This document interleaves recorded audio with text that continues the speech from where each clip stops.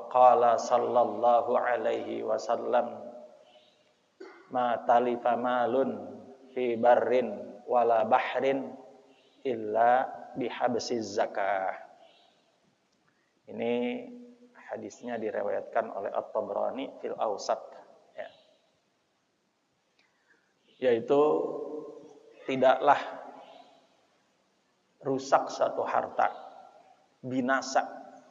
Tidaklah rusak atau binasa suatu harta, baik di daratan maupun di lautan. Jadi itu harta, baik yang di darat maupun yang di laut, yang kita miliki itu nggak bakal, yaitu tidak binasa. Illa, kecuali bihabsin zakah, kecuali dengan menahan zakat. Artinya punya duit, punya harta, baik di daratan maupun di lautan, tapi dia enggan mengeluarkan zakatnya, itu akan membawa kebinasaan. Ustaz, kalau zakat harta itu, dulu kita udah bahas tuh sana. Kita umpamanya punya celengan emas nih, 85 gram ya. 85 gram kali kalau sekarang hampir 2 juta ya. Katakan 2 juta lah. 85 kali 2. Kali 2 juta berapa? 85, 16 berarti 16 sekitar 170 ya. Ya. 170 juta. Punya celengan tuh di bank. Wajib tuh. Itu nisabnya sudah sampai. Kemudian haulnya sudah sampai setahun. Maka kalau haulnya sudah sampai dan nisabnya sudah sampai, maka dia wajib mengeluarkan zakatnya 2,5% dari 170 juta. Kalau emasnya itu harganya 2 juta, tinggal ngikutin aja. Kalau dia harganya umpamanya di bawah 2 juta, ya tinggal kaliin aja. Di masa itu berapa harga emas, kemudian sudah 1 haul 1 tahun disimpannya, maka wajib dikeluarkan zakatnya. Ustaz, saya nggak punya duit di bank, cuman setahun itu nyisa dari hasil dimakan, dipakai, cuman ada 5 juta, ya nggak wajib. Tapi boleh nggak kita bersedekah 2,5%? Ya boleh. Itu namanya muslim maksimalis. Jadi muslim itu ternyata ada minimalis juga, melakukan sesuatu sesuai dengan ukurannya doang. Itu minimalis tuh. Kalau kita punya rumah minimalis, ini agak enak batu rumah. Udah rumahnya sempit, depannya begitu aja lagi. Gak ada luas-luasnya. Ya, lumayan sih masih punya rumah. Tapi coba kalau rumahnya itu besar, halamannya di luar, rumahnya udah gede. Nah, itu namanya muslim maksimalis. Tidak melakukan sesuatu hanya sekedar ukuran, tetapi melebihi dari ukuran. 5 juta aja dia keluarin, zakatnya 2,5%, boleh diucapin. Ini saya sedekah.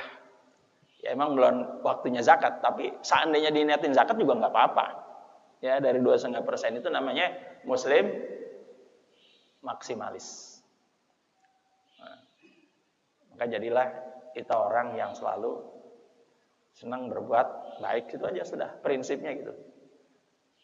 Datang ke masjid pagi-pagi kayak gini ngaji, bawa duit, ya mau 20.000, mau 50.000, sesuai dengan sanggupannya aja. Saat saya punya duit cuma 2.000, tiap hari bawa itu 2.000, jangan kagak taruh tuh di celengan depan, tuh celengan akhirat. Itu yang bakalan tinggal buat kita di akhirat, insya Allah. Bawa. Jadi hari kita udah mulai dengan sedekah, dengan salat berjamaah, pulang baca Quran walaupun 1 ayat. Dan jangan lupa sambil nungguin itu imam qomat dan azan dan iqamat, ucapin subhanallah bihamdihi subhanallahil azim astagfirullah 100 kali, kejar itu sampai dapat. Ya, sambil jalan dari rumah udah baca tuh subhanallah bihamdihi subhanallahil azim astagfirullah. Itu ajaran sunnah Rasulullah sallallahu alaihi wasallam. Saya tidak membahas ini, ya. Tetapi itu punya kehebatan dan hikmah yang luar biasa daripada subhanallah bihamdihi subhanallahil azim astagfirullah. Kemudian kita Teruskan, ya.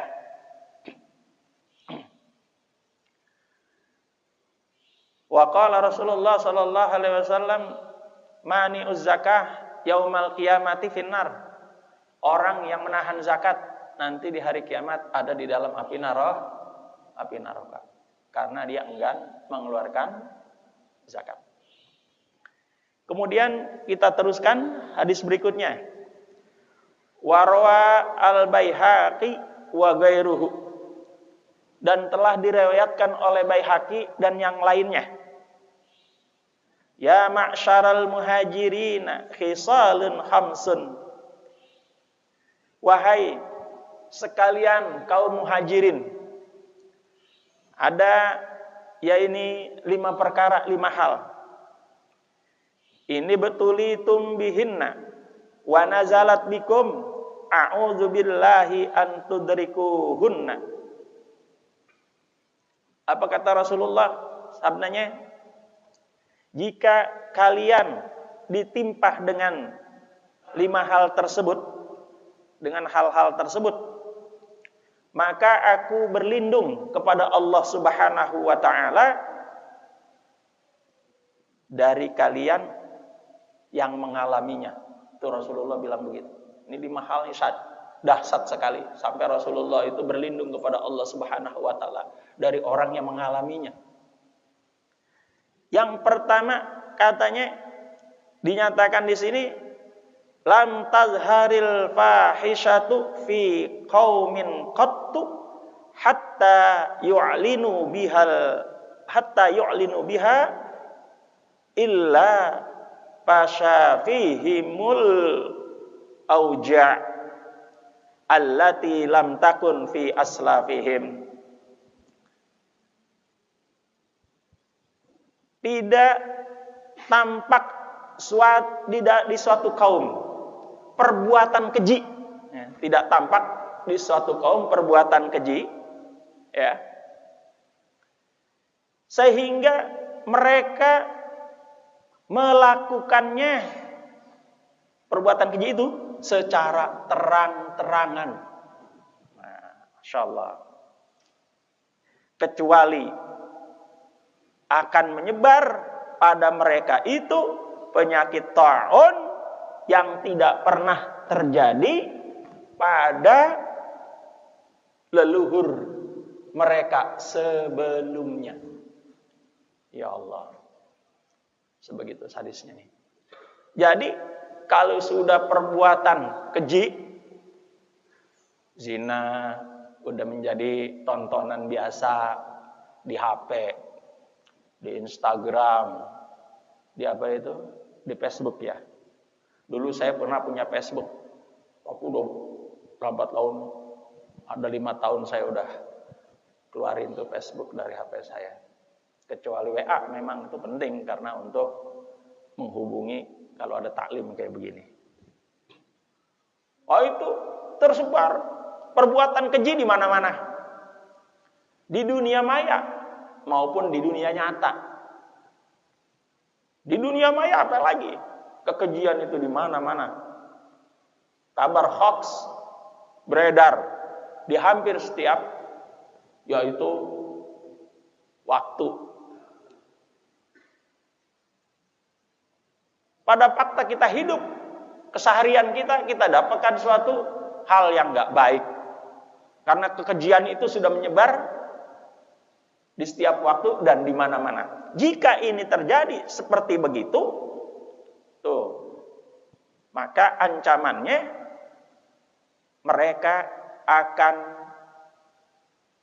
mendapatkan suatu penyakit yang namanya ta'un.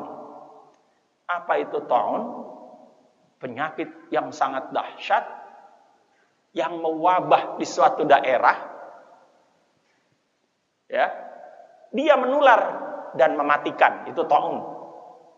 Bisa jadi itu penyakit kolera, bisa jadi itu penyakit sejenis cacar apa saja, bisa jadi itu COVID dan lain sebagainya. Yang jelas penyakit yang mewabah, pandemi yang menular, yang mengakibatkan kematian, itu disebut ta'un. Dan ini sudah kita alamin, sampai 3 tahun kita ngalamin itu. Ya. An Aisyata zaujin Nabi sallallahu alaihi wasallam annaha akhbaratna. Dari Aisyah, istri Kanjeng Nabi besar Muhammad sallallahu alaihi wasallam, mengabarkan kepada kita, annaha sa'alat Rasulullah sallallahu alaihi wasallam. Beliau menanya sama Rasulullah sallallahu alaihi wasallam anit ta'un, tentang ta'un, tentang penyakit ta'un ini. Fa akhbaraha Nabiullah sallallahu alaihi wasallam, maka dikabarkan kepadanya, ya, dari Nabi sallallahu alaihi wasallam, annahu kana azaban, adalah taun itu merupakan azab. Masya Allah. Ya ba'asuhullahu ala man yasha, yang Allah berikan itu azab, utus itu azab kepada siapa yang Allah inginkan, karena saking perbuatannya itu keji, menjijikkan. Udah nggak ada lagi bisa ulama yang didengar. Antara ulama, satu ulama saling mengejek. Ya udah terjadi ini. Coba itu lihat kalau setiap hari kita disuguhkan kayak begitu. Ulama ngejek ulama, kan aneh buat ini zaman gitu. Mestinya kan ulama menjaga kehormatan ulama. Di zaman 4 mazhab itu, mereka kan hidup beda-beda ya. Nggak ada tuh Imam Syafi'i mencela Abu Hanifah, nggak ada. Imam Malik mencela Abu Hanifah, nggak ada. Dan sebaliknya, Imam Ahmad mencela yang lainnya, nggak ada. Mereka adalah orang-orang soleh yang punya pendapat berbeda-beda, tapi menghormati satu sama lain. Sekarang perbedaan pendapat aja dibesar-besarkan, bahkan antara ulama dan ulama yang lain itu saling gontok-gontokan, beda pendapat jadi kayak musuh. Padahal mereka satu sama lainnya yang 4 mazhab yang menjadi panutan kita. Mereka adalah orang-orang yang soleh, yang saling menghormati satu sama lain. Satu contoh nih. Kata Imam Syafi'i, nanya sama Imam Malik, Tuan Guru, rizki itu perlu dicari apa kagak? Imam Malik di tempat pengajarannya ngomongnya langsung, kagak perlu. Kata Imam Malik. Kata Imam Syafi'i, perlu Tuan Guru. Rizki itu perlu diusahakan, dicari.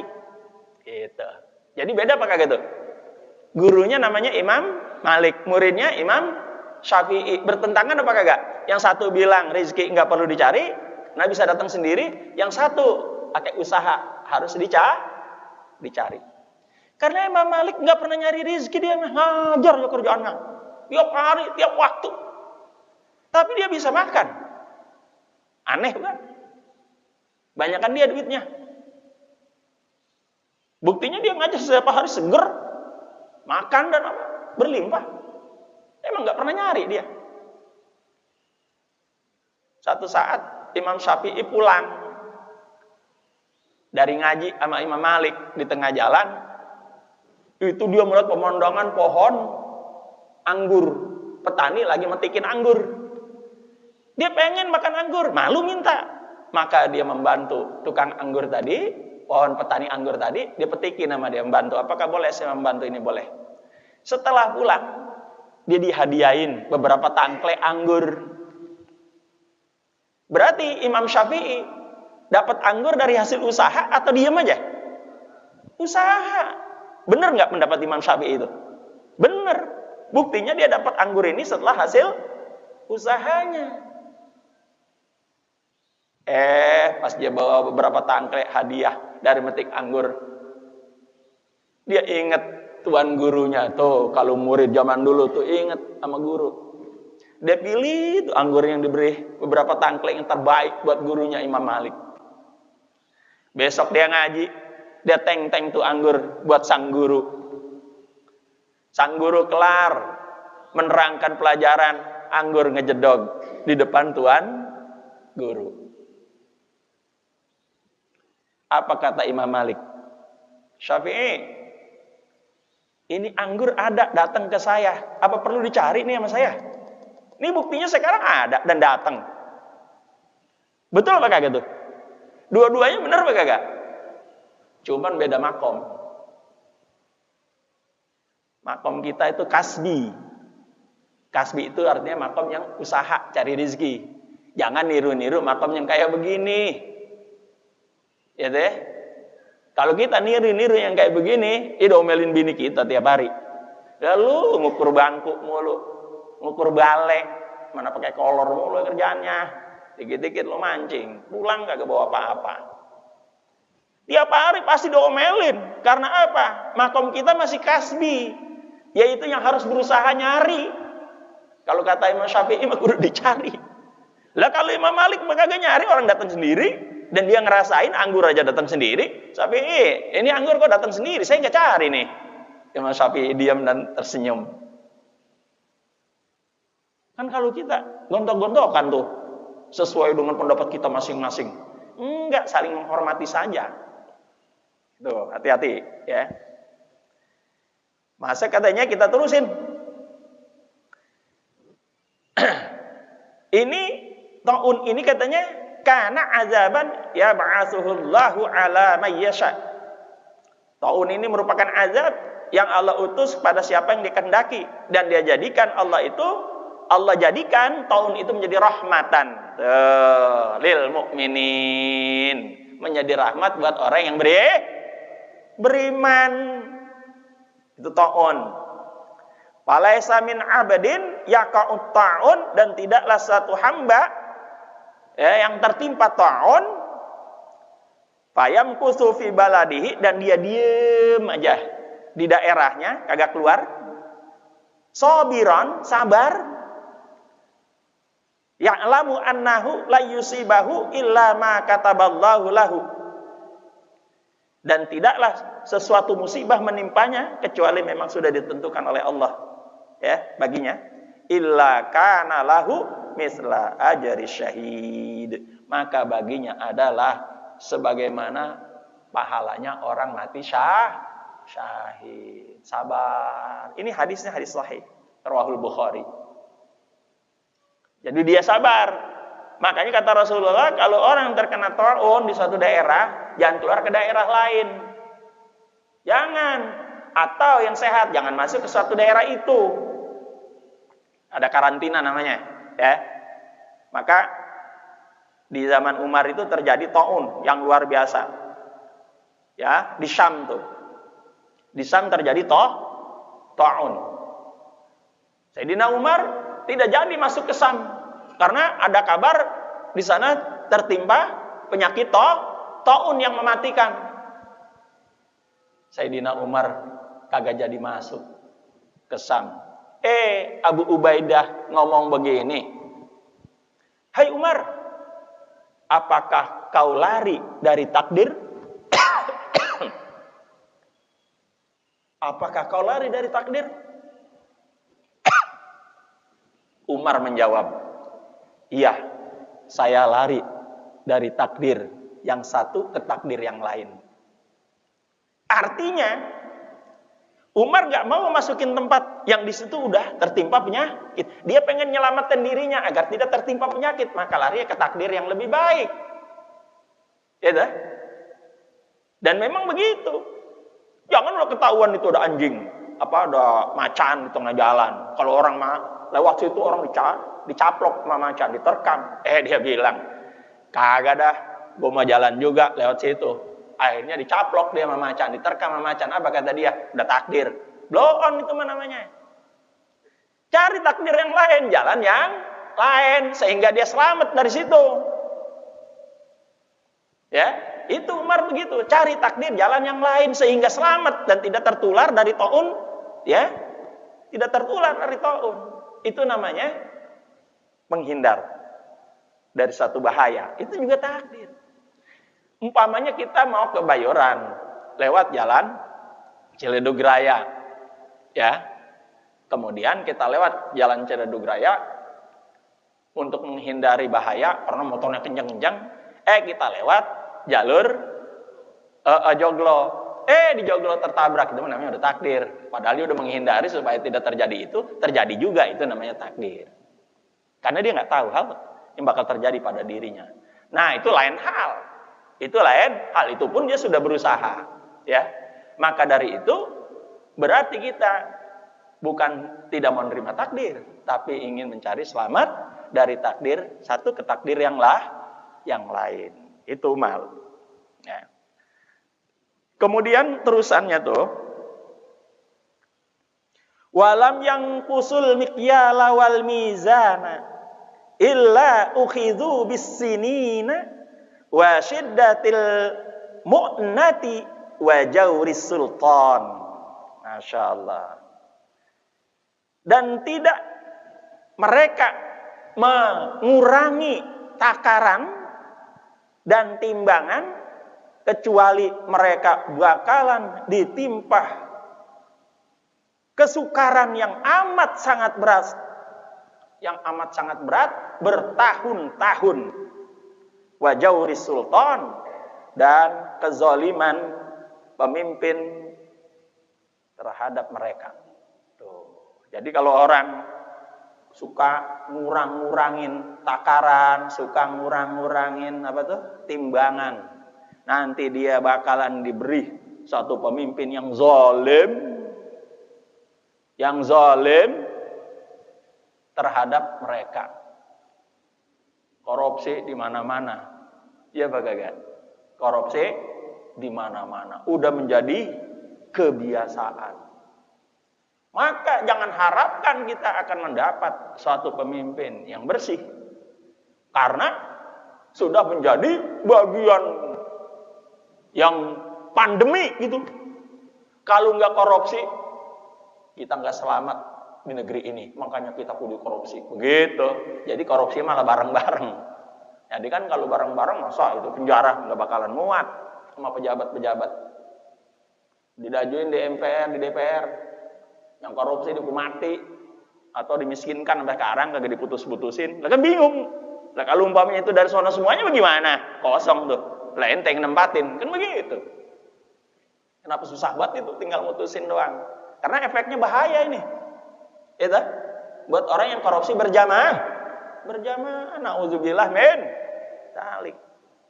Tuh, udah diberi nasihat sama Rasulullah sallallahu alaihi wasallam. Walam yamna'u zakata amwalihim illa muni'ul matara minas sama'i walaulal bahaim lam yumtaru. Dan tidaklah mereka mencegah zakat harta mereka kecuali mereka tercegah, ya, terhalang hujan dari langit.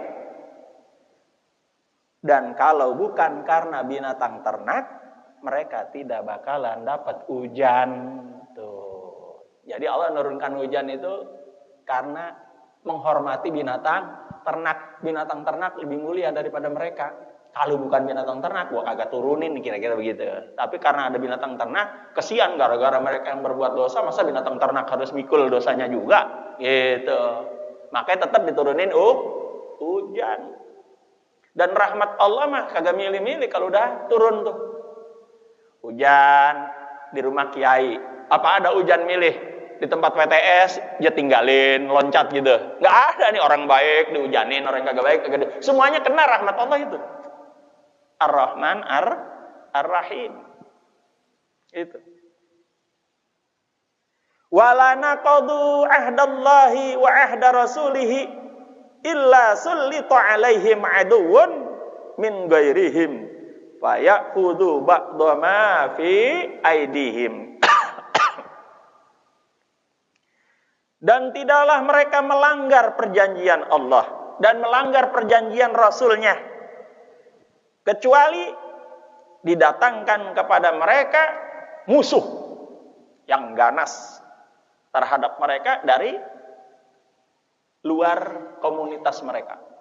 Akan didatangkan tuh musuh dari selain mereka yang memusuhi mereka. Fayakhudhu ba'dha ma fi aidihim, dan memanggil semua yang ada di tangan-tangan mereka. Jadi akan datang pada mereka satu musuh yang akan merampas semua kekayaan mereka. Hasil korupsi dia taruh, korupsinya enggak gemen-gemen, bukan miliaran, kecil miliaran, triliunan. Emang habis dijajanin, bingung dia juga naruhnya di mana. Mau dikasih siapa? Seumur-umur enggak bakalan habis triliunan. Bingung. Akhir-akhirannya dia makan kagak, malah dirampas sama negara. Dijeblosin ke penjara. Kan gitu. Itulah. Makanya jangan sampai kita ini melanggar perjanjian yang sudah ditentukan oleh Allah dan Rasulnya. Kemudian yang kelima, wa ma lam yahkum a'immatuhum bi kitabillah illa ja'alallahu ba'sahum bainahum. Dan tidaklah mereka, yaitu pemimpin-pemimpin mereka, menghukum dengan kitab Allah, kecuali Allah akan datangkan kekerasan di antara mereka sendiri. Karena apa? Tidak mau melakukan hukum-hukum yang telah ditentukan oleh Allah Subhanahu wa ta'ala. Na'udzubillah min. Mudah-mudahan kajian kita di pagi ini menjadi renungan buat kita semua. Dan mudah-mudahan kita termasuk orang-orang yang diberi kekuatan oleh Allah Subhanahu wa ta'ala menjalankan perintah-perintahnya dan menjauhkan larangan-larangan. Nah, itu namanya imtisalul awamir wajtinabun nawahi. Dan kelak suatu saat kalau kita dipanggil, ini kan udah banyak yang dipanggil ini. Tiap tahun pasti ada kurang 1, 2, 3, nggak terasa ya. Dipanggil nanti sama Allah dalam keadaan husnul khotimah. Husnul khotimah itu bukan pemula kayak begininya, bukan. Jadi kalau kita puasa Ramadan itu, di hari pertama kita rajin baca Quran, bisa 5 juz. Di akhir-akhir cuman setengah juz kagak kelar. Itu tanda-tanda tuh, bukan husnul khotimah. Husnul khotimah itu mungkin di awal-awalnya kurang, di tengahnya kurang, tapi ketika di akhir itu digenjot sama dia. Ya, kekurangan-kekurangan itu. Dia mendapatkan Lailatul Qadar. Padahal di sebagian kecil doang, di akhir doang. Maka ditutuplah hidupnya itu dengan husnul khotimah. Ada orang yang masih mudanya bermaksiat saja, nggak kenal Tuhan. Minum saja kerjaannya, tapi akhir hayatnya kepungut. Oke? Dia insaf, dia menjauhi itu semuanya. Dia sholat, dia ngikutin aturan-aturan Rasulullah. Sampai tidurnya aja miring ke kanan, kagak pakai bantal dengan tangannya itu. Ya, saya diceritain itu, saya datang ke rumahnya Ustadz Gitorolis itu, dari penyanyi itu, guru saya itu, sampai sekarang saya nggak lupa. Nasihatnya luar biasa, dari pendosa menjadi orang yang tawwab dan meminta sama Allah matinya dalam keadaan husnul khotimah, dan diberi tanda-tanda itu kepada beliau. Mudah-mudahan beliau ditempatkan di surganya Allah Subhanahu wa ta'ala. Dan kita-kita yang merasa bukan pendosa, hati-hati. Jadilah kita orang yang selalu bertaubat kepada Allah. Makanya tiap malam itu jangan lupa sholat taubat, minta. Di akhir dari sujud itu, waqtim lana fi hayatina bi husnil khatimah. Warzuqna syafa'ata nabikal kirim Muhammadin sallallahu alaihi wasallam yaumal qiyamah. Bi rahmatika ya arhamar rahimin. Kita tidak tahu husnul khotimah itu adanya di akhir, dan bisa kita baca nanti. Mudah-mudahan Allah catat semuanya kita yang hadir dan semua yang mendengar daripada yaitu tausiah ini, baik yang di rumah maupun yang di masjid ini, semuanya matinya dalam keadaan husnul khotimah. Al-Fatihah.